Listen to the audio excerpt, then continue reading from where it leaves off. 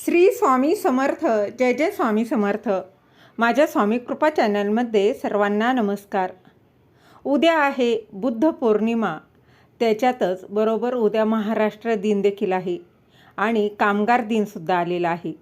तर पौर्णिमा, वैशाख महिन्यातील पौर्णिमेला बुद्ध पौर्णिमा असं म्हटलं जातं. आता पौर्णिमा बघा, आज रात्री 9:53 सुरू होणार आहे आणि बघा उद्या पूर्ण दिवसभर असणार आहे. संध्याकाळी बघा 10-10:30च्या दरम्यान संपणार आहे. अर्थात सत्यनारायण हे आपल्याला उद्याच करायचं आहे, म्हणजेच 1 तारखेला करायचं आहे. आता बुद्ध पौर्णिमेच्या दिवशी भगवान विष्णूंची सेवा केली जाते. आपल्याला माहिती आहे की भगवान श्रीहरी विष्णूंचाच 9वा अवतार हा बुद्ध अवतार आहे.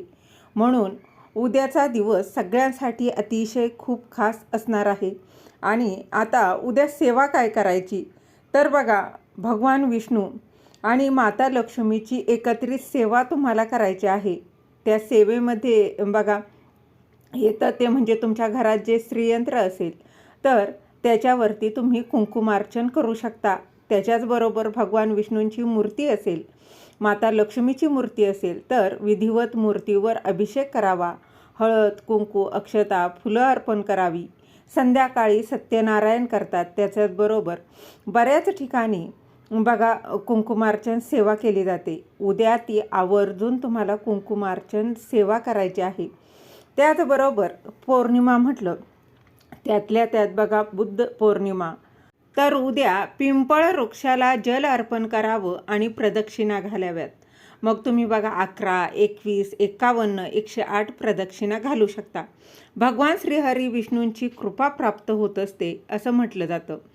तर पवित्र नद्यांच्या ठिकाणी जाऊन तुम्ही स्नान करू शकता. आता बघा सर्वांनाच शक्य नाही, परंतु नसेल तर आंघोळीच्या पाण्यात थोडंसं गंगाजल मिसळून त्याने देखील तुम्ही आंघोळ करू शकता.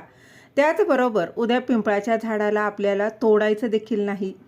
किंबहुना बघा जर तुम्हाला शक्य असेल तर उद्या नक्कीच तुम्ही पिंपळ वृक्ष लावू शकता. एखादं झाड तुम्ही तुमच्या शेतात लावू शकता किंवा तुमच्या जवळपास कुठे लावू शकता. आणि बघा त्याचबरोबर या दिवशी पिंपळ वृक्षाला जल अर्पण करून तुम्हाला त्या पिंपळ वृक्षाची पूजा करायची आहे. सत्यनारायण करायचं आहे. मग त्याचबरोबर सेवा बघा जी काही मी सांगणार आहे ती नक्कीच करा. सेवा तुम्हाला करणं शक्य होईल ती सेवा तुम्हाला करायची आहे.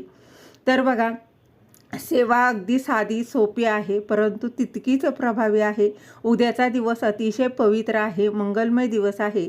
आणि यातच बघा औचित्य साधून भगवान श्रीहरी विष्णू आणि माता लक्ष्मीला प्रसन्न करून घेण्यासाठी ही सेवा करायची आहे. सेवेमध्ये काय येतं तर बघा आपल्याला 16 वेळा तुम्ही श्री सुक्तमचं पठण करू शकता. 16 वेळा तुम्ही महालक्ष्मी अष्टकमचं पठण करू शकता. बघा श्री महालक्ष्मी अष्टकम म्हणायला गेलं तर अतिशय सोपं आहे. अगदी 2 ते 3 मिनटात तुमचं 1 वेळा म्हणून असं 16 वेळा म्हणायला अवघे तुम्हाला 15 ते 20 मिनटं लागणार आहे, परंतु तितकीच प्रभावी सेवा आहे. बघा ती देखील तुम्ही करू शकता. त्याचबरोबर 16 वेळा तुम्ही व्यंकटेश स्तोत्राचं पठण करू शकता. बघा त्याचबरोबर विष्णू गायत्री मंत्र 16 वेळा म्हणू शकता. लक्ष्मी गायत्री मंत्र आहे, कुबेर मंत्र आहे, हे त्याचबरोबर 9 मंत्र आणि 1 माळ आपल्या महाराजांची म्हणजे श्री स्वामी समर्थ महाराजांची तुम्हाला करायची आहे. बघा जेवढ्या सेवा करता येतील ना, जेवढ्या तुम्हाला शक्य होतील तेवढ्या नक्कीच करण्याचा प्रयत्न करा. आता हे स्तोत्र मंत्र जे आहेत ते आपल्या नित्यसेवेच्या पुस्तकामध्ये तुम्हाला सहज मिळून जातील. तुमच्याकडे जर नित्यसेवेचं पुस्तक नसेल तर तुम्ही बघा गुगलवर सर्च करूनही तुम्हाला हे मंत्र स्तोत्र जे आहेत तर ते तिथून तुम्हाला मिळून जातील. तुम्ही त्यातून पाहूनही तुम्ही म्हणू शकता.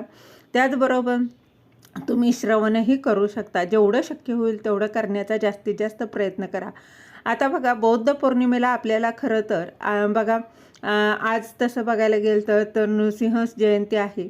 आपल्याला उंबऱ्याची पूजा देखील करायची आहे. उंबऱ्याची पूजा करायची असते असं म्हणतात. उंबऱ्यामध्ये बघा उंबऱ्यामध्ये म्हणजे आपला जो काही घराचा उंबरटा आहे त्याच्यात भगवान नरसिंहाचा वास असतो असं म्हटलं जातं. तर त्याचबरोबर बघा उद्या पौर्णिमा आहे, तर आपल्या उंबरठ्याला हळदीचं लेपन आवर्जून करायचं आहे. त्याचबरोबर आपल्याला पौर्णिमेला आपल्या कुलदेवीची सुद्धा सेवा करायची आहे. ज्यांना खरंच इच्छा आहे ना कुलदेवीची सेवा करण्याची, त्यांनी नक्कीच करा. तर काय करायचं, तर आपल्याला श्री दुर्गा सप्तशती ग्रंथाचं पारायण तुम्ही करू शकता. दिवसभरात अगदी कधीही करा. ज्यांना पारायण करणं शक्य होत नाही त्यांनी काय करायचं, तर त्यांनी बघा तुम्ही काय करा, तुम्हाला सिद्ध कुंजिका स्तोत्राचं पठण करायचं आहे. जेणेकरून दुर्गा सप्तशती केल्यावर त्याचा पाठ केल्याचं फळ, त्याचं पुण्य तुम्हाला मिळेल. असं नाही की तुम्हाला वेळ आहे तरी तुम्ही सिद्ध कुंजिका स्तोत्राचं पठण करताय. वेळ असेल तर नक्कीच श्री दुर्गा सप्तशतीचा पाठ करायचा आहे, त्याचं पारायण करायचं आहे. परंतु जर वेळ नसेल तर तुम्ही सिद्ध कुंजिका स्तोत्राचं पठण करू शकता. बघा यातील कुठलीही सेवा नक्कीच करायची आहे. बघा काही कारणांनी तुम्हाला शक्य होत नसेल तर 11 वेळा सिद्ध कुंजिका स्तोत्राचं पठण तुम्ही करू शकता. ज्या काही छोट्या मोठ्या सेवा आहेत त्या नक्कीच करायचा प्रयत्न करा. पौर्णिमा हा भगवान श्री हरी विष्णू आणि माता लक्ष्मीची उपासना करण्याचा खूप महत्त्वाचा दिवस आहे आणि आपण जो काही चंद्र आहे त्याला अर्घ्य द्यायचा आहे. म्हणजेच काय, ज्या पद्धतीने सूर्याला आपण जल अर्पण करतो त्या पद्धतीने चंद्राला सुद्धा जल अर्पण करायचं असतं. जेव्हा चंद्रोदय होत असतो तेव्हा एका तांब्यात पाणी घ्या.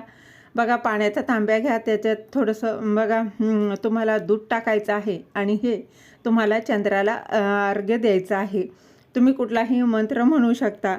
याने काय होतं, बघा चंद्राकडे बघत बघत तुम्हाला अर्घ्य द्यायचं आहे. यामुळे तुमचं मन चंचल असतं, किंबहुना आपल्या जे काही मन चंचल झालेलं असतं तर ते आपलं मन स्थिर राहतं. आपले जे काही बघा डिसिजन घेण्याची जी पॉवर आहे, ते निर्णय घेण्याचा जो काही पॉवर आहे त्याची क्षमता वाढते. आपल्याकडे आपण खूप जास्त कन्फ्यूज असतो की एवढं मन बघा काही करूनही आपलं मन स्थिर नसतं. तर ह्या उपायानं आपलं मन देखील स्थिर होत असतं.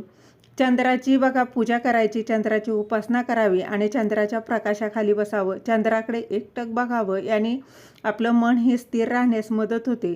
सूर्याची रोज उपासना करत असतो आपण, पण चंद्र हे रोज त्याची बघा साईज आणि ही बदलत असतो. चंद्र फक्त पौर्णिमेला आपल्याला संपूर्ण अखंड असा गोलाकार दिसतो.